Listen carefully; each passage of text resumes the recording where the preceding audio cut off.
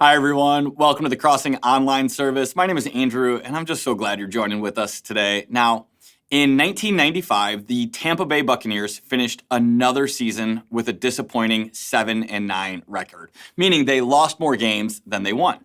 Now, for those of you watching who aren't football fans, 7-9, it's not the worst record. I mean, there are worse teams, but 7-9 is pretty bad. It's pretty disappointing, especially when you consider that this was the Buccaneers' 13th straight year with a losing record. That means 13 straight years of disappointment, 13 straight years of missing the playoffs, 13 straight years of pain and heartache, 13 years of frustration. So, going into the 1996 season, there was very little reason for hope. The Bucs brought back pretty much the same group of players. They had the same dysfunctional ownership. They had the same apathetic fan base. I mean, imagine you are a fan of this team. I mean, you're always losing. You're never good. You're never in the playoffs. Year after year of apathy and discouragement. That right there was the Tampa Bay Buccaneers. But fast forward to 1996, and this year they made one significant change. They hired a brand new coach, a young guy by the name of Tony Dungy. Now, he was this young, untested guy with a philosophy, and here's what it was. Change is slow.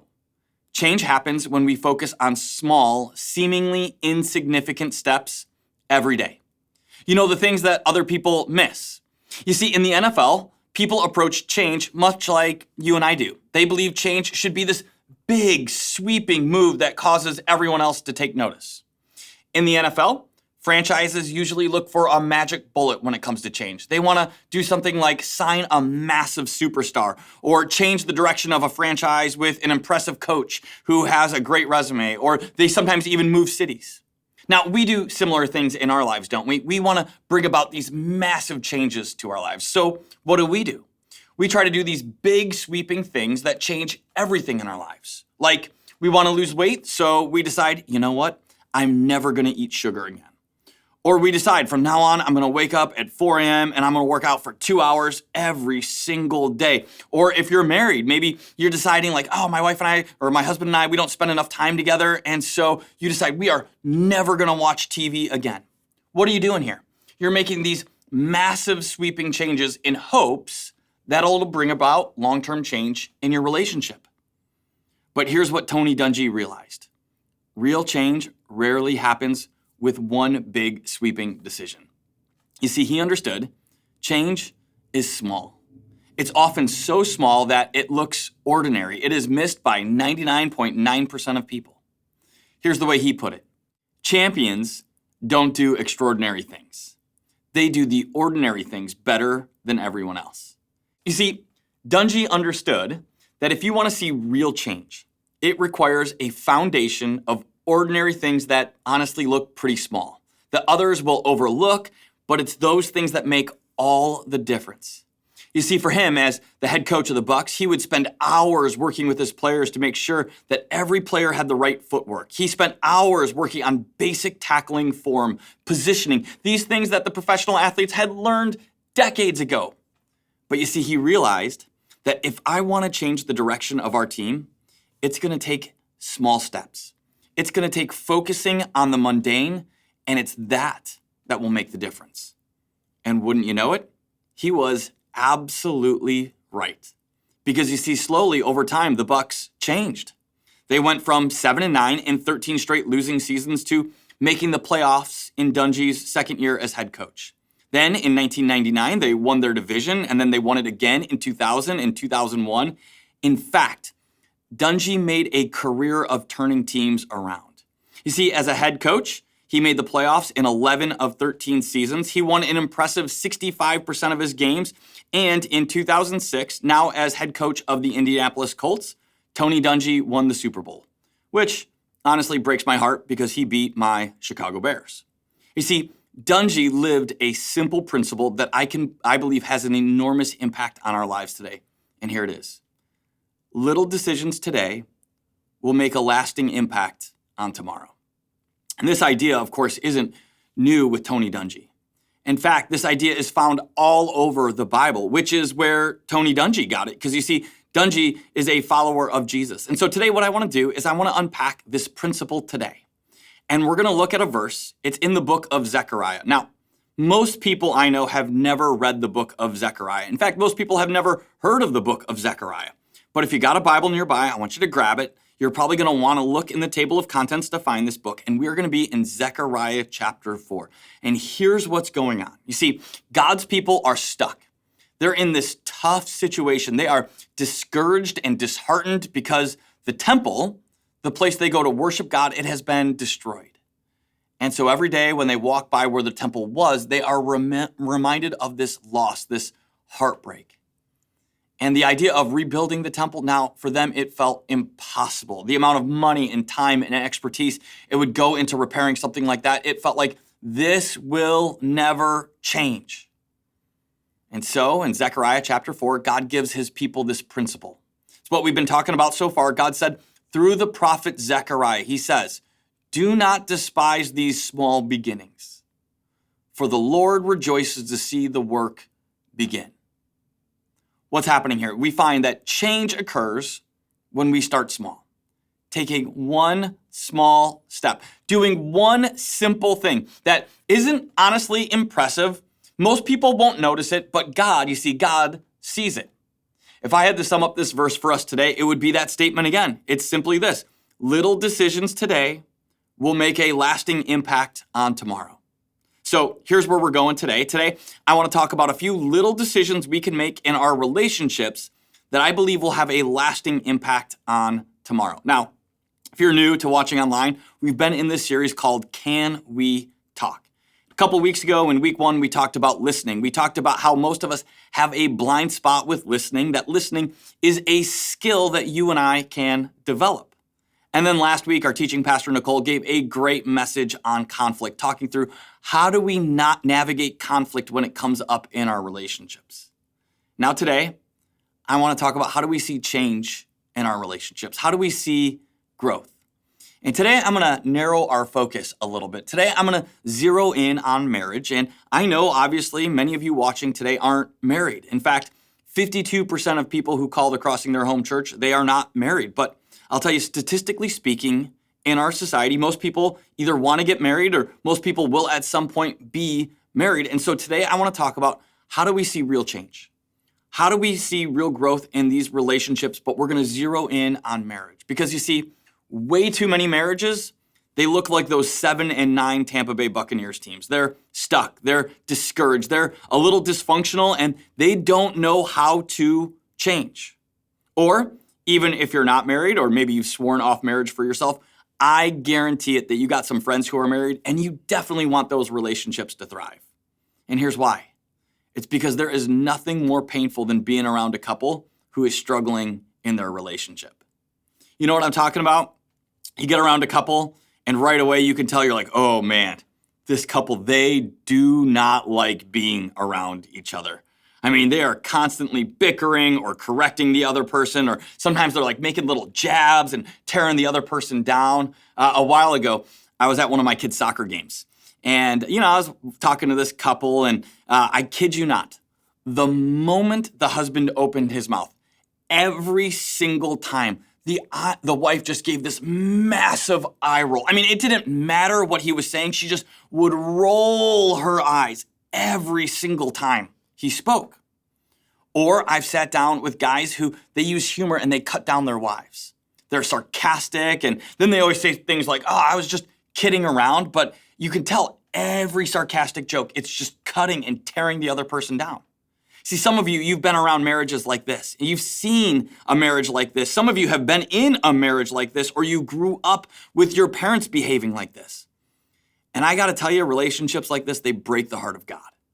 Because you see, marriage was God's idea.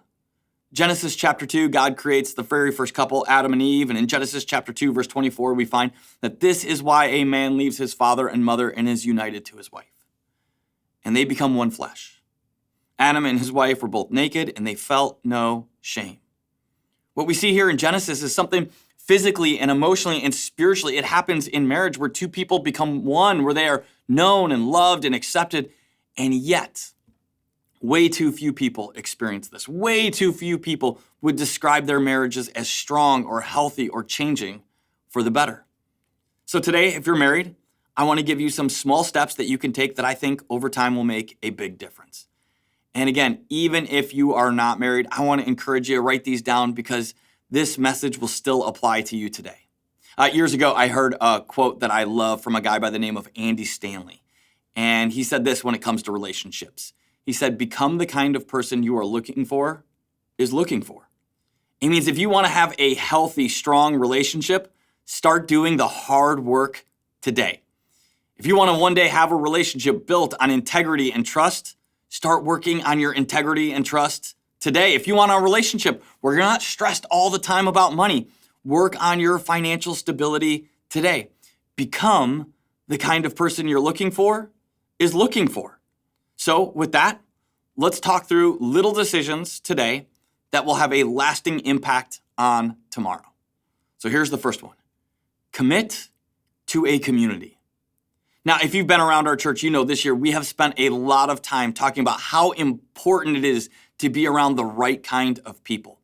And I'll tell you, as a pastor, I see a tragic pattern unfold way too often in relationships.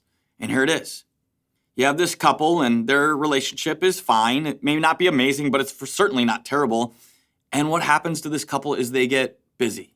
One of them takes a new job and their schedule changes, or they have kids. And, kids, if you got kids, kids make you busy.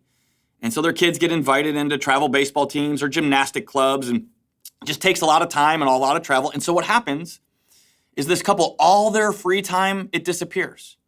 And the community around them, it starts to shrink. Maybe they were part of a small group, but because of how busy they are, they drop out. And of course, they intend to go back in a few months when life isn't so busy, but life stays busy. And then as their community shrinks, something happens and one of the spouses begins to struggle, maybe with an addiction. And instead of having a community to process it with and pray for them and ask for wisdom, this couple, they keep it a secret. And they tell themselves, it's going to get better on our own. Or maybe a couple, they just simply start drifting apart. Maybe they enter the season where they're fighting a lot, and then all of a sudden the fighting stops. And this relationship, it starts to turn cold. And all of a sudden they don't have a community to process it with. So now their relationship is just filled with this icy silence. And what happens is this once moderately healthy relationship over time, it drifts. It's less of a marriage and more of a roommate type of situation. And I'll tell you what breaks my heart is so often couples stay like this for years before they reach out to a pastor like me or a counselor for help. You see, what I've learned is an isolated relationship is a vulnerable relationship. There is this powerful verse in 1 Peter chapter 5 where Peter tells us about our spiritual enemy. Here's how he says it. He says, your enemy, the devil, prowls around like a roaring lion looking for someone to devour. Now, this may sound extreme to you, but I'll tell you, I believe in not just a physical world, but a spiritual world. And I believe you and I, we have a real enemy who hates God and hates us. And this enemy hates everything God created. And so this enemy hates healthy relationships. So he will try to sneak in and try to destroy anything and everything that has the potential for good, for healing, for life. And so we need a community. A strong, healthy community around us. If you've been around here for a while, one of my favorite verses is this, Proverbs 27:17, which says, as iron sharpens iron, so one person sharpens another. We need people in our lives who push us and challenge us. This is why I'm unapologetic about saying I believe every single person needs to be in a small group. I'll tell you, I got a group of guys that I meet with every single week, Wednesday nights, on this campus. And I do it because I understand this small step, this little commitment of being in community, it's creating a lasting impact in my life. Being in this group, it makes me a better dad, better husband, better pastor, better follower of Jesus.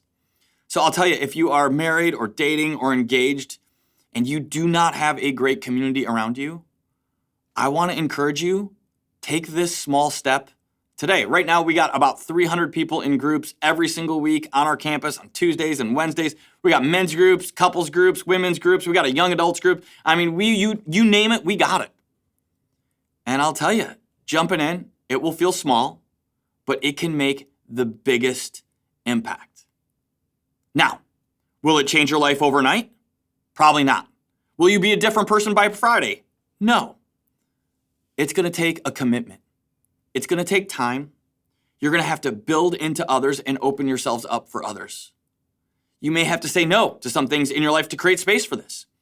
You may have to say no to that 15th club team that your kid has been invited into. You may have to rearrange your schedule. Others of you, maybe you got an issue you're dealing with personally and you're in a small group, but you need more help or more support. You may need to find a Christian counselor. I'll tell you, years ago, I made this commitment to my wife and to me. And here's what it is that I will regularly be in counseling. This doesn't mean I'm in it every week or every season, but I want someone in my life who is trained and who loves Jesus speaking truth to me, because you know what? I know that little decision will have a lasting impact on my tomorrow.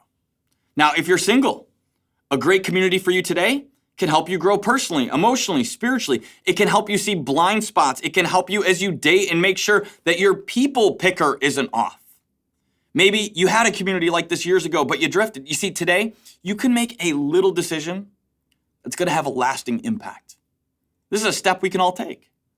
Little decisions today will have a lasting impact on tomorrow. So first, you can commit to a community. Second, you can encourage daily. Probably the leading research institute on the planet right now is the Gottman Institute. They have studied millions of relationships, and here's what they've found. The healthiest relationships have a ratio of 20 positive or encouraging interactions for every one correction or negative interaction. Now, here's what that means. If you want to have a thriving relationship, you need to become a master of encouragement. You need to give 20 compliments or catch the person you're talking to doing something right 20 times for every one conversation that is critical or divisive or negative. Now, again, this is true for every single relationship. You want a great relationship with your kids? Make it a practice to catch your kids doing something right 20 times for every correction you give them. 20 times. You want to tell them, way to go, way to put the dishes away, way to be kind to your brother or sister. For every 20 of those, you get one corrective feedback you can offer. Now, if you manage people, this is also key. I had a buddy who was a manager years ago, and he really wanted to get better at encouragement. So here's what he did. He, every morning, would put 20 pennies in his right pocket of his jeans. And then throughout the day, every time he encouraged someone, he would move one penny over to his left pocket. And at the end of the day, he would just see, how am I doing encouraging other people? 1 Thessalonians says it this way. It says, therefore, encourage one another and build each other up, just as in fact you are doing. Or Hebrews chapter 10, verse 24 says, let us consider how we may spur one another on towards love and good deeds, not giving up meeting together as some are in the habit of doing, but encouraging one another. You want to improve your relationships? Become intentional about encouragement. Now, we're going to talk more about this in a few weeks, but very quickly, let me unpack for you what encouragement is and is not. Encouragement is not vague, empty words. It's not a, hey, have I mentioned that you're awesome? You're just the best. That phrase right there, that's just a bunch of empty words. Encouragement is not a way to hear something nice in return, right? So you don't say to someone, oh, I love your outfit, in hopes that they will say, oh, well, I love your outfit too. Encouragement is not a way to warm people up to a hard conversation later. I don't just say 20 nice things to you today so that tomorrow I can really tell you what I think of you then. You see, encouragement isn't something to get something in return. Here's what real encouragement is. Encouragement is true. It's not flattery, but it's something accurate that I've witnessed. Encouragement is specific. You see, here's what vague is. Vague is, thanks for being a good friend. But specific is, hey, the other day when you sent me that text saying that you were thinking about me and praying about me, that meant a lot. Thank you. See the difference? And finally, encouragement is from your heart. So here's what you and I can do. You and I, we could actually ask someone today, hey, how encouraging of a person am I? You and I, we could start practicing. I'm going to increase my encouragement. It'll seem a little awkward at first. It'll probably seem small. Even probably most people around you won't notice at first. But you see, over time, what happens is the little decisions today will have a lasting impact on tomorrow. So first, we can commit to community. Second, we can encourage daily. And then third, and this one, it might surprise you. This one is you can find a mission that matters to you. There's a study that came out a few years ago. Frontiers of Psychology published it, where these researchers, they interviewed older couples. And here's what they found. The happiest couples have a shared mission, a mission they believe in, that they were willing to sacrifice for and brought good to the world around them. Now, I want to be really clear on this. A mission is something that matters, that makes a difference in the world around us. If your mission is simply to have the highest net worth of all your friends, that's not the kind of mission that they were talking about. If your mission is to have the most Instagram followers, those aren't things that matter long term. What the research found was that couples who locked in on something bigger than themselves, something that had the chance to help and better and bless the people around them, those are the ones that made the biggest impact on their relationships. In fact, in Acts chapter 18, there is this amazing couple. Their names are Priscilla and Aquila. They aren't very well known. They're only, in fact, mentioned 6 times in the Bible. But what I love about this couple is that every time they are mentioned in the Bible, they are together investing in a mission. Let me give you just one example. In Acts chapter 18, this couple, Priscilla and Aquila, they meet a young guy by the name of Apollos. He is smart, charismatic, young guy with lots of potential. But he needs some mentoring. He needs people who are a little older to invest in him. And here's what happens in Acts chapter 18, verse 26. We find when Priscilla and Aquila heard him, this is Apollos, they invited him into their home and explained to him the way of God more adequately. You see, what happens is they bring this young guy in and they begin to invest in him. They choose to build into him and the next generation. They have a shared mission. Now, here's what their mission is. We want the next generation to love and follow God. And let me tell you, if you're looking for a mission for your life, this is a pretty good one. One of my favorite seasons of my life was years ago when my wife and I still lived in Chicago. We served in this great youth group. In fact, this last week, one of the people who served with me, they came across all these photos of my wife and I serving, and they sent a whole bunch of them over. And I just scrolled through them thinking about the countless hours my wife and I spent investing in the next generation.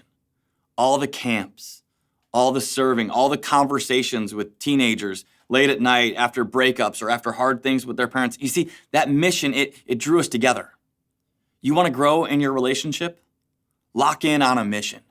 Go after something bigger than yourself. It could be serving a nonprofit you believe in. It could be countless things, but take a small step today. Have a conversation about something that stirs both of your hearts. If you're single, begin today. If you're dating and the person you're dating refuses to get excited about finding a mission, serving somewhere together, I would look at that as a red flag in a relationship. It's something to be concerned about. Now, just to be clear, you don't always have to serve with your spouse or significant other. Melissa and I served in student ministry together for years before we had kids, but after kids, things kind of changed for us and we had to navigate different schedules. You don't always have to do the exact same thing. For instance, right now, my wife, she serves in the infant room here because she is so good and calm with babies. Let me tell you, you do not want me serving in the infant room. It is bad for me and it would for sure be bad for your kids. But you see, what matters most is that we are moving together on a mission. For you, your mission could be helping people struggle with addiction to find hope in Jesus and sobriety. Or it could be helping people who are far from God experience the goodness and grace of Jesus. It could be providing help for friends who are homeless. It could be investing in local schools to make them thrive. There are tons of missions out there. But what matters is that you begin to look at what gets us excited, what gives our lives meaning, what's a mission I can get behind. Now, what's one small step, one little decision you could make today to identify it? So maybe today, whether you're single or married or dating, maybe you've sworn off dating, I don't know. But what is a little decision you can make today that's going to have a lasting impact on your tomorrow? Maybe for some of you, it's the commit to community or to become a more encouraging person or to find a mission that really matters to you. So today, the benefit is you and I, we can choose one small step, one little decision. And I know the temptation is to think, Andrew, one little change, it's not going to do much for my life. But don't forget, Zechariah chapter 4, do not despise these small beginnings, for the Lord rejoices to see the work begin. Let's pray. God, we thank you for your goodness and grace. We thank you that little decisions can make a lasting impact. And so today, God, I pray that you speak to us. You help us identify one thing that we can move towards today. One thing that will make a lasting impact on us and our relationships for tomorrow. We love you, God. We pray this in your son's name. Amen.